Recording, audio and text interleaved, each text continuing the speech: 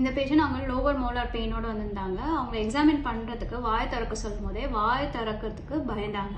ஏன்னா இவங்க பெருசா பானிபூரி அந்த மாதிரி சாப்பிடும் போதே அவங்க ஜா டிஸ்லோகேட் ஆயிடுதுன்னு சொல்றாங்க. ஜா டிஸ்லோகேட் ஆனோடனே ரொம்ப பெயின்ஃபுல்லா இருக்கு. அவங்களே கஷ்டப்பட்டு ஜாவை திரும்பி அந்த பொசிஷனுக்கு எடுத்துட்டு போறாங்க. டெம்பரோமேண்டிபுலர் ஜாயிண்ட்ல லோவர் ஜா மூவ் ஆகும் போது பக்கத்துல ஒரு போனி ப்ரொஜெக்ஷன் இருந்து அது ஃப்ரண்ட்ல மூவ் ஆகாம ப்ரிவென்ட் பண்ணும்.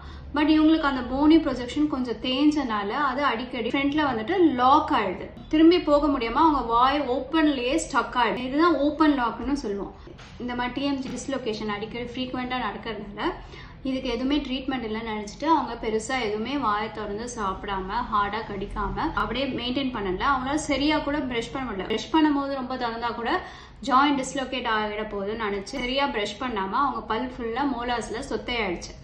ஸோ இப்போ நான் அந்த டிஎம்ஜே டிஸ்லோகேஷனுக்கு ட்ரீட்மெண்ட் இருக்குன்னு சொல்லி டிஎம்ஜே டிஸ்லோகேஷன் ட்ரீட் பண்ணிட்டு டென்டல் ட்ரீட்மெண்ட்டும் பண்ணோம். உங்களுக்கு இந்த மாதிரி டிஎம்ஜே டிஸ்லோகேஷன் டிஎம்ஜேல பெயின் இருந்தால் ஒரு ஓரோஃபேஷியல் பெயின் ஸ்பெஷலிஸ்ட்டை கன்சல்ட் பண்ணுங்க.